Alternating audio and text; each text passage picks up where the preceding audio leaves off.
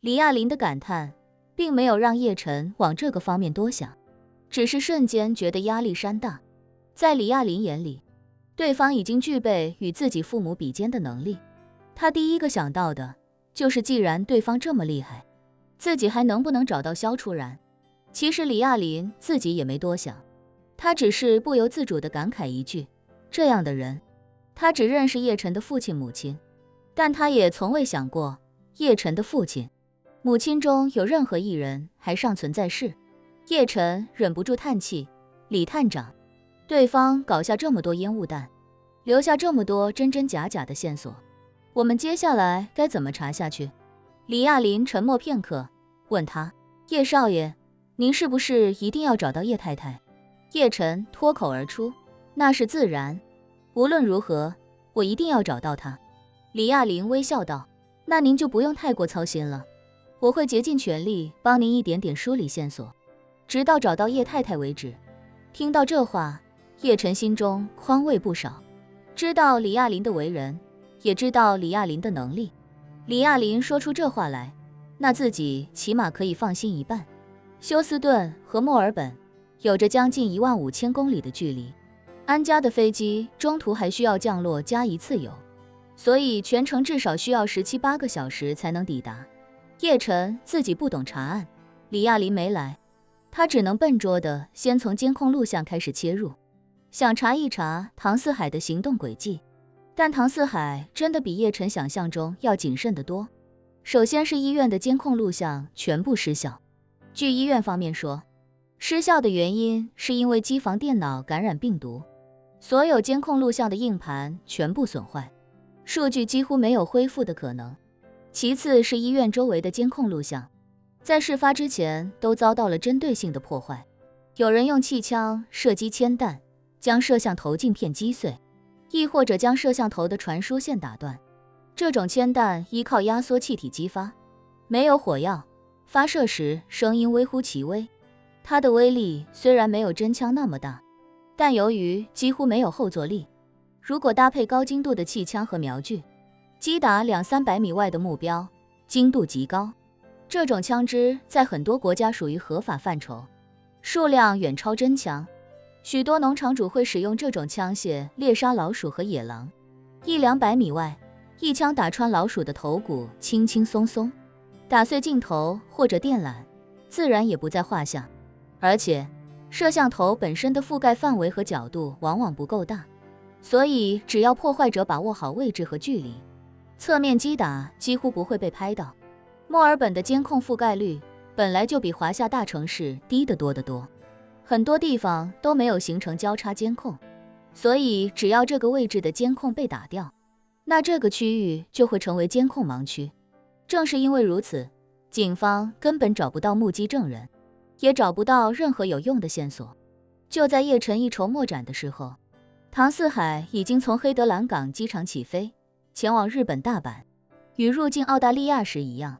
他这次依旧是通过安城西的安排，以非正常途径进入机场，直接搭乘货运专机离开。这样的出境方式，让唐四海几乎做到了完全隐匿行踪。想单纯追查他的线索来找他已经不可能了，除非能找到关键人，并且从关键人口中问出线索，否则只能是两眼一抹黑。与此同时，京都金阁寺，这座在日本十分闻名的寺庙，此时已经完全封闭起来。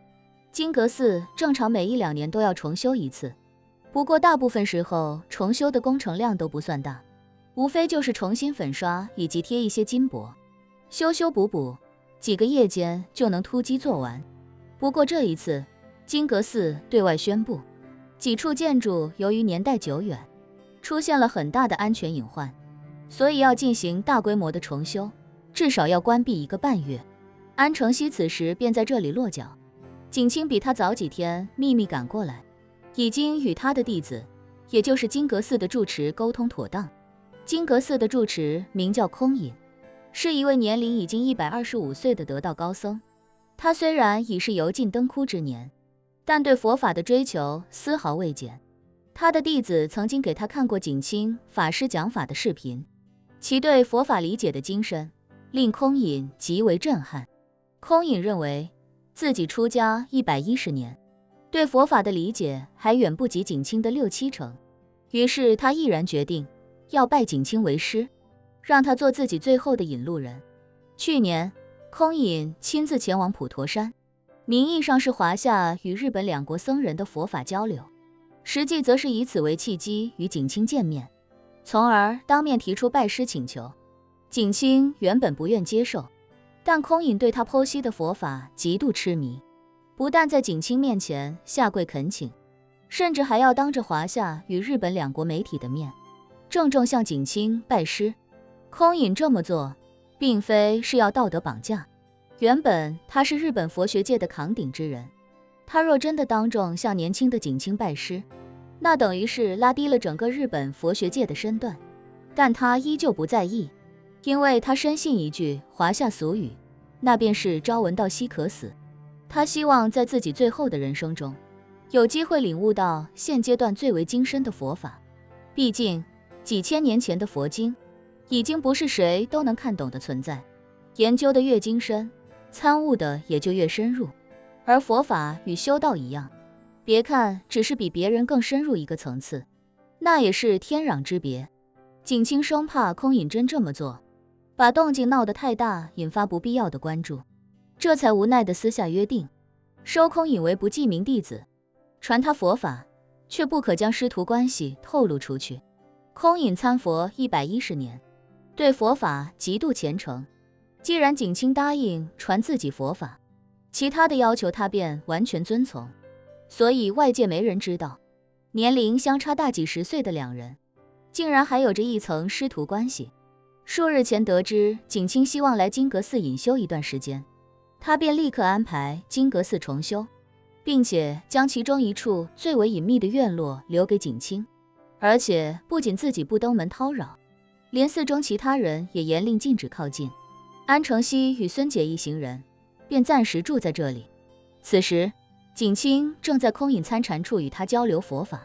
安承熙独自一人在院落中望着新发出嫩芽的古松出神。孙姐穿过院中连廊，快步来到跟前，恭敬地低声说：“夫人，四海已经起飞了，预计8小时后抵达大阪，我已经安排人过去接应，第一时间把他带来京都。”安承熙点了点头，问他：“纯儿那边有什么动静？”孙姐说：“已经安排了不少人在华夏调查，伊藤家也派去了不少忍者帮忙。”安承熙淡淡地说：“不要紧，让他们查吧，不管他们怎么查，线索都会在几个关键点断开的，这么多熔断机制，不可能都失效。”孙姐又说：“不过属下刚听说，李探长动身从休斯顿飞墨尔本了。”安承熙眉头微蹙，脱口问道：“李探长？李亚林？”“对。”孙姐点点头，“少爷救过他的命，想来现在也是他报恩的时候了。”安承熙抿嘴片刻，神情凝重地说：“亚林是个麻烦，对他来说，只要时间足够，什么案子最终都能破解。查我们，想来也不是什么难事，以他的能力，1-2年足矣。”孙姐担忧地说：“1-2年的话，时间窗口太短了。少爷想在1-2年内赶超破清会，可能性微乎其微啊。”安承熙微笑道：“无妨，亚林是个聪明人，如果他真摸到我们的实际线索了，我便去见他一面，我的面子他总是要给的。”说到这里，他神色一凛，肃穆地说：“无论如何，不得耽误晨儿发展才是最重要的。吴飞燕时间不多了，往后的他只会越来越疯狂，越来越歇斯底里，晨儿必须做好充足的准备，否则一旦吴飞燕豁出去，安家、叶家都将成为他铲平的对象。”